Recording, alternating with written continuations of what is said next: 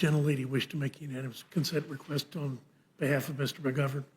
I'm sorry? Did you want to make a unanimous consent request? Yes, I would. Without objection, so ordered. Thank you. The gentleman from South Carolina is recognized.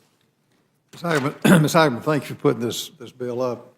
You know, the American people spoke loud and clear in this last election. They're sick and tired of elections. They're sick and tired of bureaucrats making rules where they have no idea what they're making. They've never worked in the private sector. They're the burden, and it's unbelievable that the CBO would argue and give numbers like they have, that cutting regulations is going to add to the deficit. It's also kind of strange, at a budget hearing, were you aware that CBO came up with an estimate that the 15 million illegals in this country actually produce income from America? Were you aware of that? No, but I think it tells you everything you need to know. Well, it's laughable if it wasn't so serious. That's where I lost complete faith in them. My question was, how'd you come up with that number? And he went through some analysis. I said, well, does it include the airline flights that taxpayers are paying for? Does it include the medicine that I saw stacked up when I went to McAllen, Texas? No. Well, how'd you come up with this? If you're not including the cost, to put out a number, you shouldn't be putting it out. And so, and like my good friend from Kentucky mentioned, they've kind of their own agency that comes up with their own numbers to fit their own narrative. So I think President Trump is not only going to cut regulations, he's going to put some of these bureaucrats, either let them, if they can't justify the existence, let them go, or put them on $1 a year and let them work in some remote country that they can do whatever they want to do. So I have no confidence that this number's right, and I have no confidence that once they gave the figure on illegals being a plus for this for this country, I said that's it. And I think that their math on this particular bill itself tells you that it is inaccurate. The CBO claims that the bill would affect revenues by increasing operating costs for the Federal Reserve System, which remits its net earnings to the Treasury, and those remittances are classified as revenues in the federal budget. Based on the cost of similar activities, CBO estimates that the increased costs under the bill would reduce revenues by $7 million over 2025 to 2034. But why does the CBO assume that there's a drop in revenue after the 5th year of enactment? They don't give that information.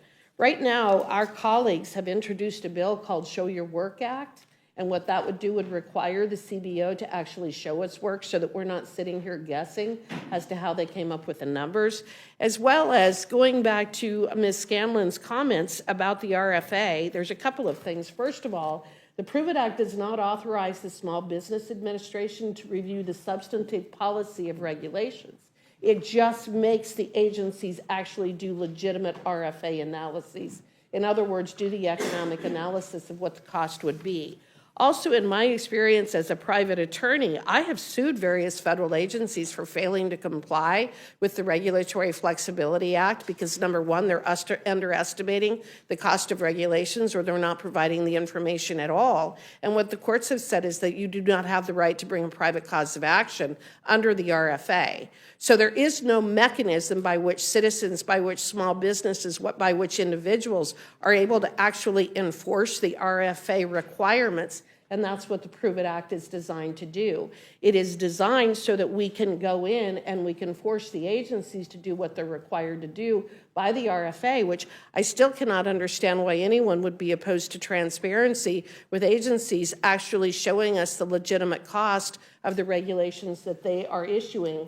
And if the agency has complied with the RFA, then the regulation will apply to small businesses as usual. There's nothing that changes that. So when a regulation is adopted, whether it's about cribs or it's about car seats or whatever it may be, if they have legitimately complied with the RFA and disclosed the real cost of the regulation will go into effect and that information will be disclosed.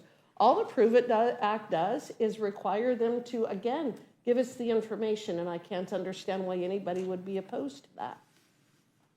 Well, they're opposed to it because they're part of the problem. They're part of the process. And, you know, they've got a job making six figures or greater, and this benefits them to come up with these outlandish numbers. Mr. McGovern mentioned the cynicism that exists between the American people.